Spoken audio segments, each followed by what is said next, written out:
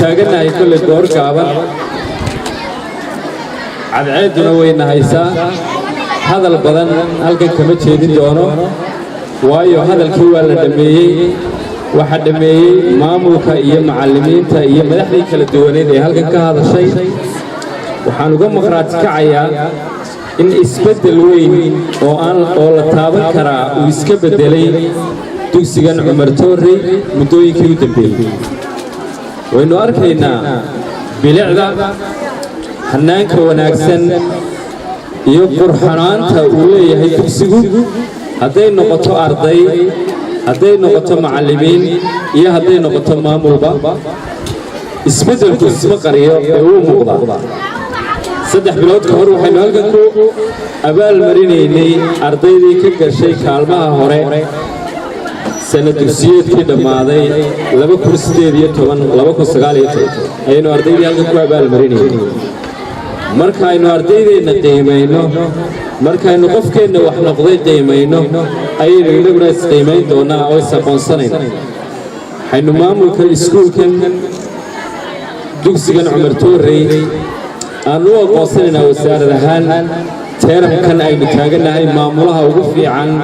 dugsiyada ku yaalla berbera gudaheeda waayo wuxuu gartay inuu qiimeeyo ardaydiisii teeramkana 2 jeer oo isxiga teeramkii weynaa iyo teeramkii yaraaba wuxuu qiimeeyey ardaydiisii galaas hadday akhlaaq tahay iyo hadday aqoon tahayba wuxuu u soo bandhigay waalidiintii ardayda dhashay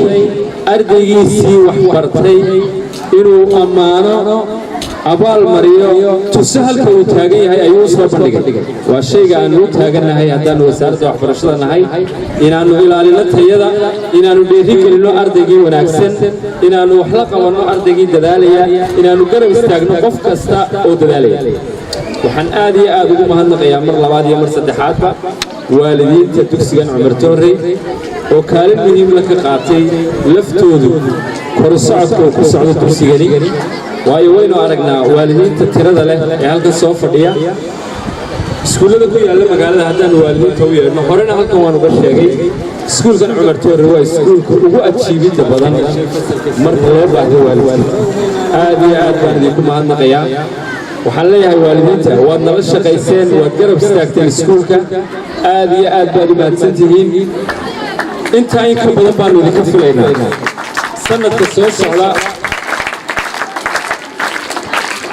sanadka soo socda insha allahu iskuulkan waxaynu ka yegleeli doonaa qayb barbaarina oo aan looga baran iskuullada dowladda qayb aan looga baran ayaynu ka hirgelin doonaa dadaalka ay sameeyeen macallimiinta iyo maamulka iyo waalidiintuba dartood baynu uga hirgelin doonaa qaybta barbaarinta ma jiri doono waalid dambe oo ka warwaraya ubadkiisa yaryar ee ay guriga kaga tegayaan markay suuqa qabanayaan insha allahu waxaynu samayn doonaa qaybtii barbaarinta waxaanu idinkana idinka codsanaynaa inaad na garab istaagtaan ardaydana keentaan dugsiyada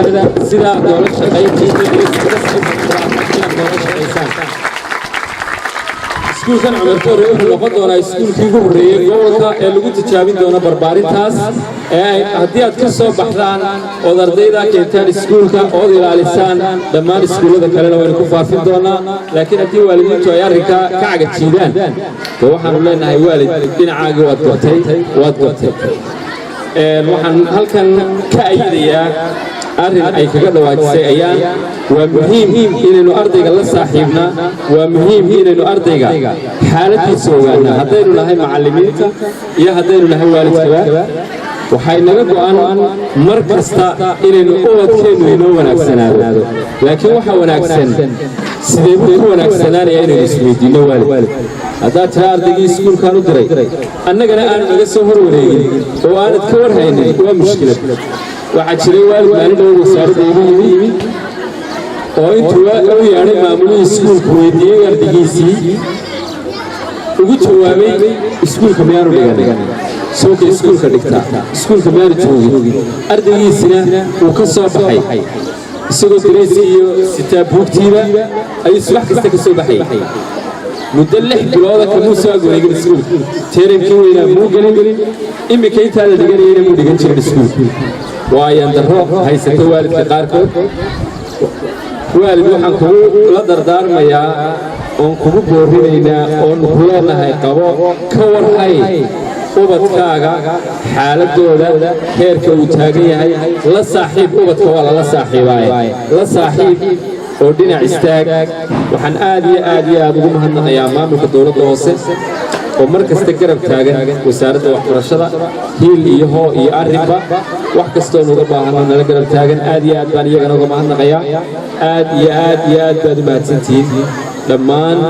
macallimiinta maamulka iyo dhammaan kormeerayaasha wasaaradda waxbarashada oo mutaystay ammaan sanadkan waayo sanadkan waxaan awoodda saarnay iyo sanadkii ka horreeyeyba tayada kuwaantantii waxaa ma taro laakiin tayaa wax tarta in la helo arday taya leh waa taargetka koowaad ee wasaaradda waxbarashadu waxa weeye in la helo arday taya leh marka xigta waxaanu doonaynaa inaannu iyada lafteedana helo dhammaan ardayda gaadhay ajkii waxbarashada inay helaan waxbarasho taya leh haddaan iminka hoos ugu yara daadegay iskuulkeena in Cumar Toore wuxuu ku yaallaa xaafadda shacabka keligii baa ku yaalla wax dugsi hoose dhexe ah haddaynu isleeyahay maajinari gareeya ciyaalka gaadhay da'dii waxbarasho ee ku dhaqan ka badan 2,300 arday intay iskuulka dhigataana waxa weeyaan waa 500 arday imisa arday ayaan dhiganin iskuulka haddii la islaa qaaday statistics ku dhawaad 200 arday ayaa dhigan sababta uu dhigan waayo waa maxay sababta uu dhigan waayo iskuulka waa maxay waalid isweydii annagu diyaar baan u nahay inaan wax u dhigno ubadkii halkaas aan u taaganahay heegana waan noolahay waxaan ka codsanayaa dhammaan waalidka gobolka saaxil meel kastoo joogaba inay keenaan carruurta iskuullada iyo goobta loogu talagalay ee waxbarashada aad iyo aad baad mahadsantihiin